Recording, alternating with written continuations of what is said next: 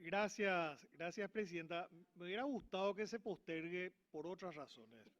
Yo participé hoy de la reunión de asuntos constitucionales y varias propuestas de modificación fueron planteadas ahí en la comisión, así que este texto, tuve pocas horas para estudiar este texto. Ahora voy a decir voy a plantear un par de cuestiones. Lo primero es, coincido con la colega propinante. Eh, a primera vista, las modificaciones que se le hacen prácticamente restan absoluta eficacia a la ley. Esta es la ley de puertas giratorias. Así se le llamó de una manera informal. Y acá se suprimen las puertas giratorias. O sea, acá no se trata de decir que la ley no le puede obligar a personas que ya dejaron la función pública. Claro que le puede obligar. Si una persona en una función pública estuvo vinculado al Estado, no puede posteriormente, sin que haya ningún tiempo de espera, pasar a trabajar con una empresa que es contratada con el Estado, por ejemplo. Eso no se permite, prácticamente en ningún lado se permite. Pero además hay cuestiones que creo que se han exagerado. Por ejemplo, con relación al núcleo familiar. A mí, por ejemplo, me dijeron cómo voy a declarar la situación económica de mis primos. Y ciertamente yo tengo primos cercanos que no sé a qué se dedican, por ejemplo. Me costaría bastante llamarles y preguntarles. Ahora, en la redacción original, en la redacción vigente, ese problema no existe. Prácticamente el núcleo familiar que está definido en el texto actual es el mismo núcleo familiar que, por ejemplo, nos piden a los a nosotros que somos PEP, personas políticamente expuestas, son las personas cuyos datos tenemos que rellenar en cada declaración PEP que hacemos, cada vez que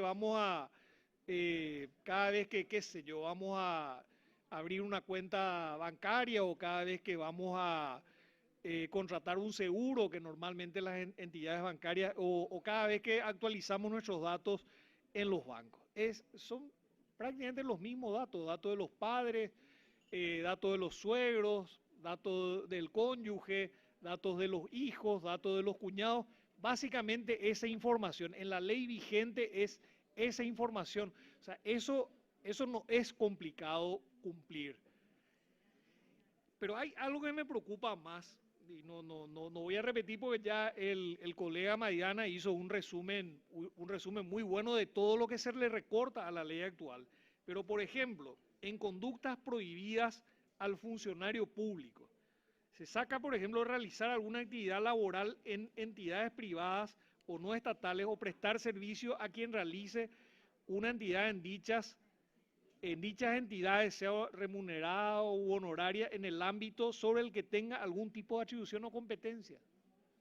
Por supuesto, un funcionario público no puede participar o no puede ser parte de una entidad que contrata con la dependencia de la cual esa persona, en la cual esa persona trabaja. Por supuesto que no puede. Pero además eso está en la ley de la función pública. O ser socio, accionista o participar. Esto se suprime, por ejemplo.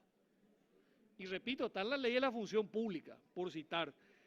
O ser socio o accionista o participar de cualquier forma en una organización y sociedad comercial que opere en el ámbito sobre el que tenga algún tipo de atribución o competencia por el ejercicio de una función pública. Esto se suprime también. Estoy dando dos ejemplos, pero el colega que explicó el dictamen mayoritario fue bastante gráfico. Los temas cruciales de la ley, temas más relevantes de la ley quedan excluidos. Repito, lo de las puertas giratorias, que es justamente un problema serio que tenemos. Funcionarios que están en una función pública para el Estado después pasan al sector privado ejerciendo funciones que pudieron haberse visto en empresas, que pudieron haberse visto beneficiadas por aquel funcionario público y en algunos casos después vuelven al Estado. Ese es justamente el problema que quiso enfrentar la ley. Y eso es algo que esa es una norma que se obvia de esta ley. Es más, se obvia toda referencia al grupo familiar. No es ya el problema de los primos hermanos, que ni siquiera es un problema en la ley vigente. Pues la definición de grupo familiar no estaban los primos hermanos como normalmente se dice. Así que yo también en estas condiciones ya se planteó que esto sea discutido, con mayor detenimiento y no prosperó la moción.